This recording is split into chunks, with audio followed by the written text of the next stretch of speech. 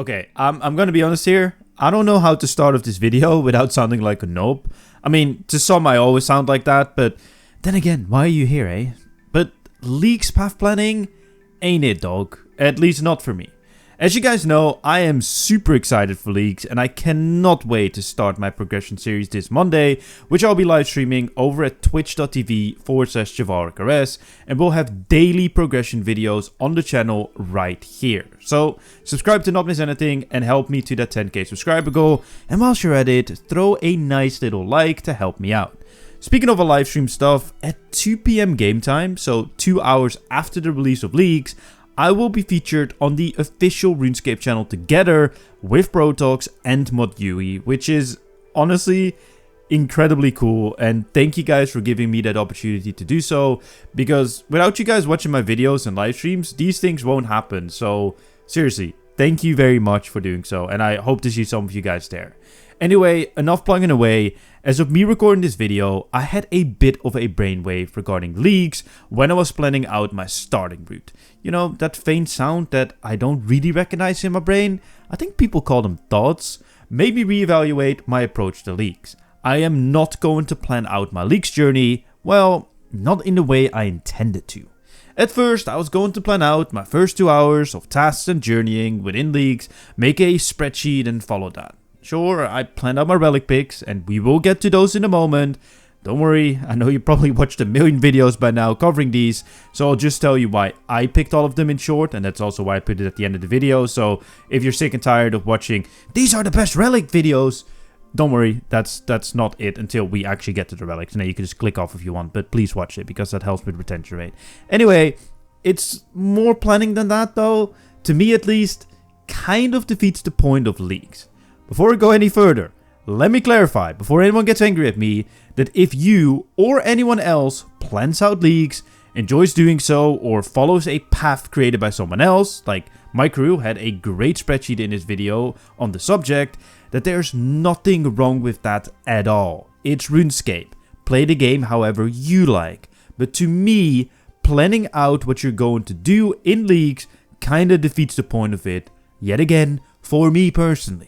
I like the exploration and messing about, figuring out as you go type of vibe of Leagues, as the main game is already so meta for many of us, me included to a big extent as well, so it's nice to have a little bit of fun and just kinda see where it goes. So if that's your vibe and want to see me get 60k points to get the Dragon Trophy with this approach, you're in the right place. I will most likely just mess about, and whenever I get lost, use the amazing wiki-sync feature to filter the task on completion percentage. Like seriously, if you're ever lost with Leagues, go use the task list that I'll put in the description down below. Filter it on completion rate, which if you're watching this as the video actually releases, it is not there yet, but it will be there once the actual Leagues is live.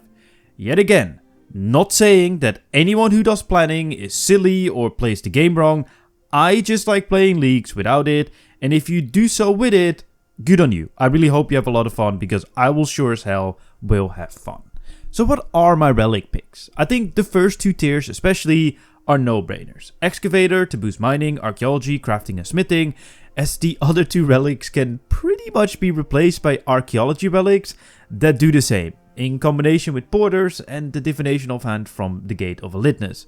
The thieving and agility relics are just not that great either in my opinion, because they just boost like one skill, especially as thieving is already quick to train and agility isn't that bad. Plus, if you do circus to get early levels, put lamps into agility that you get from other activities like penguins or quest, then you'll be chilling, and you will have to do the Anachronia course anyway to get double surge, so that will give you a buttload of experience. I think in the main game it's like 200 or 300k experience, so if you do that times 16, that's a lot of experience. So I don't think you really need it.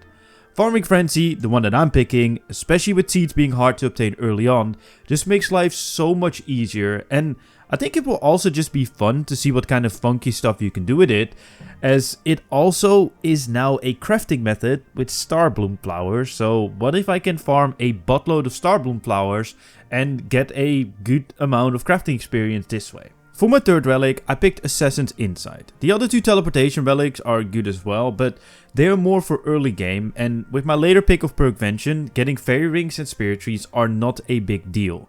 And I can also just make a Passage of the Abyss to get the other teleports, if I'd ever need them for anything, as my next pick is Clue Connoisseur, which gives me unlimited teleport to clue locations, and really the only reason why you want the earlier mentioned teleport items, at least in my eyes, is probably to do clue scrolls, but if you have the relic, you don't need to do them that way, because you could just right click your Globetrotter outfit and teleport there. So, I don't know, I think they're kind of pointless, but I don't think any of these teleportation relics are really vital picks, but at least with the Assassin's Insight, you can go to more niche locations whenever you need to, but I don't really think there's a wrong choice here. I mean, there's not really a wrong choice anywhere, but some of them, especially the later ones like Perkvention, for example, are very meta picks, but there's no meta pick here, at least not in my eyes.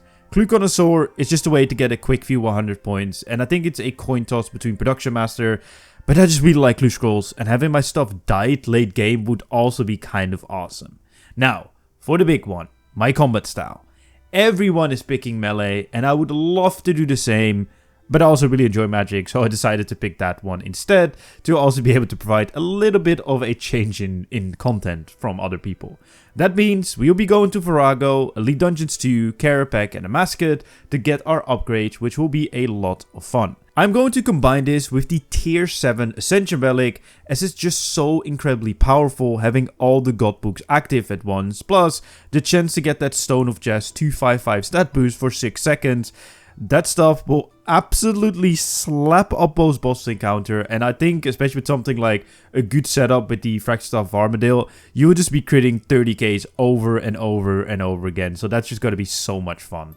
And lastly, Perkvention. I mentioned it before, but I think for all RuneScape 3 players, it's a no-brainer to pick, because invention perks are so powerful and useful, and not having to go out of your way to get components, as you will have infinite of them, will just be fantastic. Plus, the amount of money you get from the alch benefits, not consuming your items 33% of the times, is also great to do methods like 2-tick cleansing crystal prayer training in Prifddinas. I know if you're an old school player and you're listening to that, you're like, what did he just say? But trust me, making perks is a pain in the bum, so this relic is just really good.